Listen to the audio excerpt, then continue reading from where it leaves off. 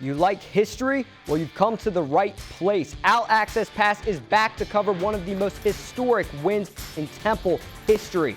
And March Madness is underway AAC style. Women are in action, the men are getting ready. Stick with us for a jam-packed edition of OAP. It all starts right now.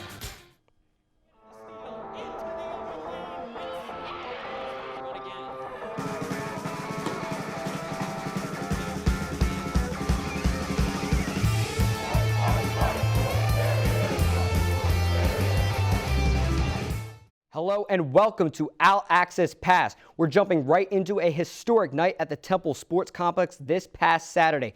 Temple welcomed in the undefeated SMU Mustangs, who are the #2 team in the country, but the Owls came out hungry. In the 11th minute, Mike Eihendahl finds himself inside the 6 off the beautiful header from Santiago Majewski, and boom, Temple's going to take a 1-0 lead right here going top shelf. How about some flashy defense? In his first ever start, redshirt freshman Owen Goronski makes the save of his life, diving across the net to keep the Owls up. Talk about making a first impression. Time for some insurance. Sean Karani on the fast break is taken down from behind by Thomas Haney inside the box. Haney's second yellow card results in a red. He's done for the day. Pierre Cayette has a chance to add to the Owls' lead, and he does just that on the PK. He buries it, and Temple increases the lead 2-0. The Owls neglect to take their foot off the gas and shut out the #2 Mustangs 2-0. This also snaps Temple's 3-game losing streak.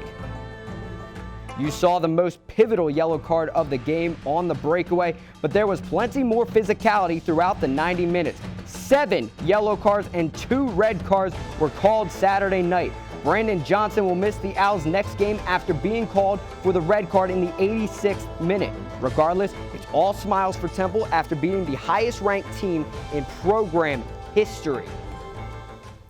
This upset over SMU was not the first upset in Temple athletics. Here to give us a little history lesson is Brooklyn Vaughn over on the studio set. Hey, Brooklyn. Hey Adam, this huge win this past weekend got us thinking about some other highlights in Temple sports history, so let's go ahead and take a quick trip down memory lane of some of the greatest upsets by Temple. First up, there's the time that Temple put an end to college basketball's longest winning streak back on February 20th, 2000. #1 Cincinnati came into this one with 16 wins in a row, but Temple snapped that streak, and they did it on the Bearcats' own court. The then #16 Owls were able to pull this off with none other than Coach Chaney at the helm during his 19th season coaching the team. And another great moment in Temple sports history coming very recently, and even though it might feel like it's been an eternity thanks to what we went through in 2020, on January 19th, 2020, the Temple fencing team took down the #1 ranked Notre Dame Fighting Irish at the Philadelphia Invitational. Head coach Nikki Frank has had more than 860 wins in her coaching career, but during this season she had multiple top 10 wins, 3 of them coming on this day alone, most notably that huge win over the Irish. Hopefully Owls fans will be able to see more of these memorable moments in the years to come, whether that be on the court, on the field, or even the fencing strip. Adam, I'll send it back to you. Thanks, Brooklyn.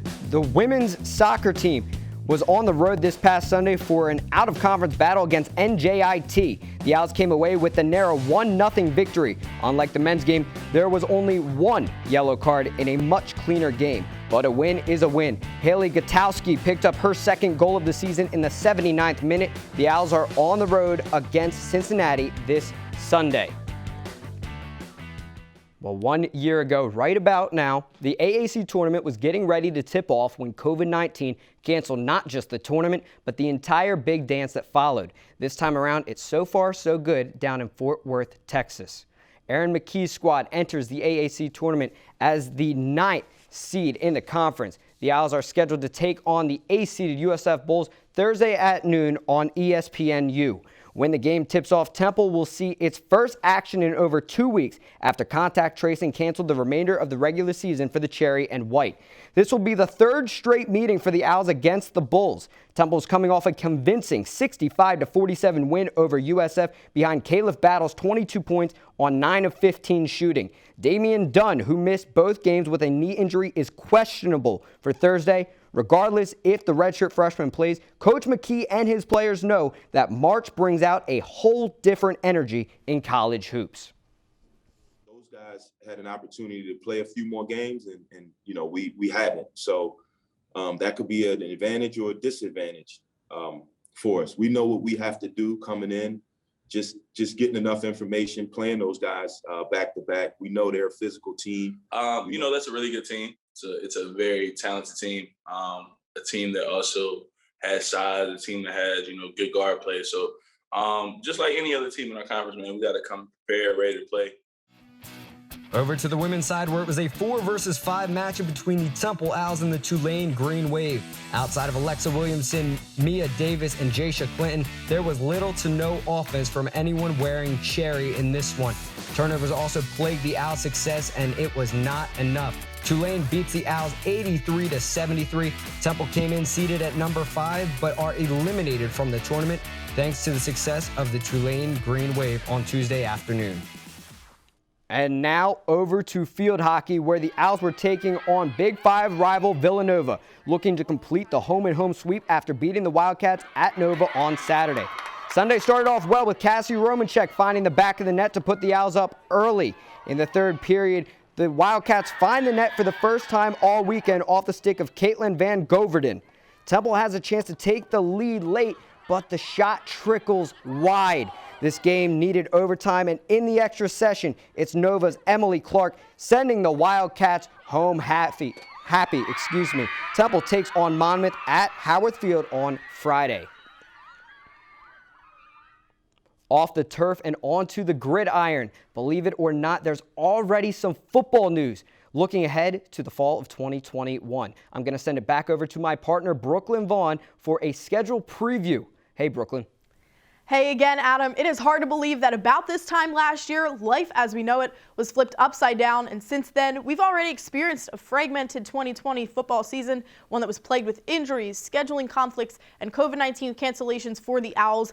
And now it's time to start thinking again about football. Just a few weeks ago, we talked about the crazy turnover of the team's starters ending up in the transfer portal, but now Rod Carey and his guys are preparing to get into spring ball and look to improve on that disappointing 1-6 record that they posted last season. The AAC just recently finalized its slate of games, and that means that Temple has officially released its 2021 schedule. So let's go ahead and take a look at it now. The team will kick off its season on September 4th with some Big Ten action, as they'll be taking the quick road trip down to Jersey to take on Rutgers.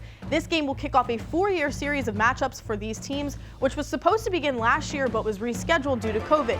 Temple then plays another away game at Akron before coming home for 3 straight games at Lincoln Financial Field. Their home opener will be against Boston College, and then the Owls cap off their non-conference play by hosting Wagner, a first-time matchup for these two teams, on September 25th. Conference play will begin on October 2nd as Memphis comes to town. They are then back on the road to take on Cincinnati, the defending conference champions, in an ESPN nationally televised Friday night matchup.